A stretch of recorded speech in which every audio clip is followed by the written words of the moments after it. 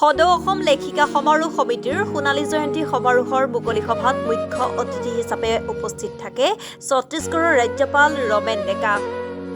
4দিনীয়া কাৰ্যসূচীৰে কলিয়াবৰৰ মৰিটোলত পদ্মশ্ৰী ডক্টৰ শীলা বৰঠাকুৰৰ ক্ষেত্ৰত অনুষ্ঠিত সদৌ অসম লেখিকা সমাৰোহ সমিতিৰ সোণালী জয়ন্তী সমাৰোহ আৰু দ্বিবাৰ্ষিক অধিৱেশনৰ আজি তৃতীয় দিনৰ প্ৰথম মুকলি সভাত মুখ্য অতিথি হিচাপে অংশগ্ৰহণ কৰে ছত্তীশগড়ৰ ৰাজ্যপাল ৰমেন ডেকাৰ লগতে পত্নী ৰাণী ডেকা কাকতি। সদৌ অসম লেখিকা সমাৰোহ সমিতিৰ সভানেত্ৰী সুবৰ্ণ শইকীয়া বৰদলৈ সভাপতিত্বত অনুষ্ঠিত অসম মুকলি সভাখন উদ্বোধন কৰে স্থানীয় বিধায়ক তথা মন্ত্ৰী কেশৱ মহন্তই।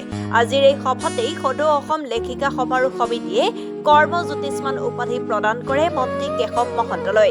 ৰাজ্যপাল ৰমেন ডেকাৰ মাতৃ চম্পাৱতী ডেকাৰ সোঁৱৰণত আগবঢ়োৱা চাৰ্চত সাধনা বঁটা প্ৰদান কৰিবলৈ সদৌ অসম লেখিকা সমাৰোহ সমিতিৰ সোণালী জয়ন্তী সমাৰোহৰ মুকলি সভাত উপস্থিত থাকে ৰাজ্যপাল ৰমেন ডেকা।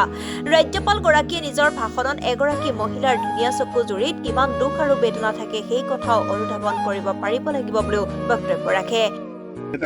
আজি কলিয়াবৰত লেখিকা সমাৰোহৰ সোণালী জয়ন্তী যি সমাৰোহ হৈছে সেই সমাৰোহত উপস্থিত থাকিবলৈ পাই নথৈ আনন্দিত হৈছোঁ। আৰু ইয়াত আহি আৰু আন এটা কথা জানিবলৈ পাই মোৰ যথেষ্ট ভাল লাগিছে। এইটো হ'ল যে ইয়াৰ নীলিমা দত্ত বাইদেউৰ জন্মস্থান ইয়াত। মই দৰ্শনৰ নীলিমা বাইদেউৰ ডিৰেক্ট ষ্টুডেণ্ট আছিলোঁ গুৱাহাটী বিশ্ববিদ্যালয়ত। আৰু মোৰ মাতৃৰ নামত উইমেন অফ ছাবষ্টেন্স যি মহিলা এটা সাৰাংশ থাকে বা মহিলা থাকে তেওঁলোকক এটা পুৰস্কাৰ দিবলৈ মই যোৱাবেলি 2 লাখ টকা দিছিলোঁ। তাৰ ইণ্টাৰেষ্টেৰে প্ৰত্যেক বছৰ দিব, কিন্তু এইবাৰ ইণ্টাৰেষ্টটো পোৱা নাই। এইকাৰণে মই নিজেই যি পুৰস্কাৰ সামগ্ৰী আৰু পুৰস্কাৰ টকাটো বাইদেউক দিলোঁ।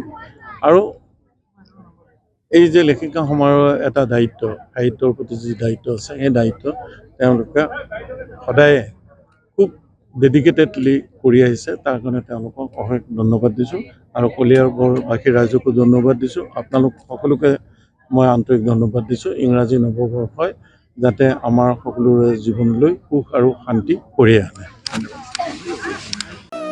Bureau report, voice 365।